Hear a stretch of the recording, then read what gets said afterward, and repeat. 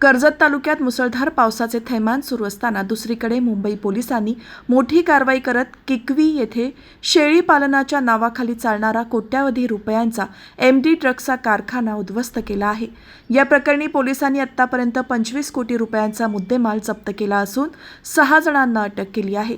मुंबई पोलिसांच्या परिमंडळ 6 अंतर्गत राबवण्यात येत असलेल्या नशामुक्त गोवंडी अभियानाअंतर्गत कार्यरत असलेल्या विशेष पथकाने ही कारवाई केली। उपनिरीक्षक सुशांत साळवी यांच्या नेतृत्वाखालील पथकाने कर्जत तालुक्यातील दुर्गम भाग असलेल्या किकवी येथील एका फार्म हाऊसवर छापा टाकला।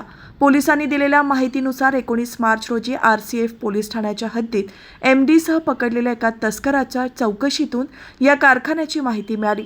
त्यानंतर पोलिसांनी मुंबई आणि नवी मुंबईतून आणखी 5 जणांना ताब्यात घेतले।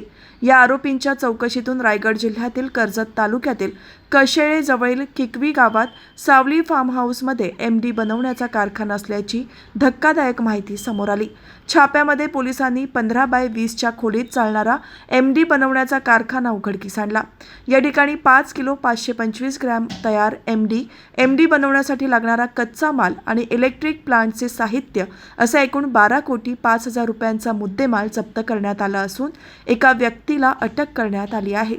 फार्म हाऊसच्या मालकाला शेळी आणि श्वान पालन करायचे असल्याचे सांगून त्यासाठी भाडे तत्वावर फार्म हाऊस घेण्यात आला होता।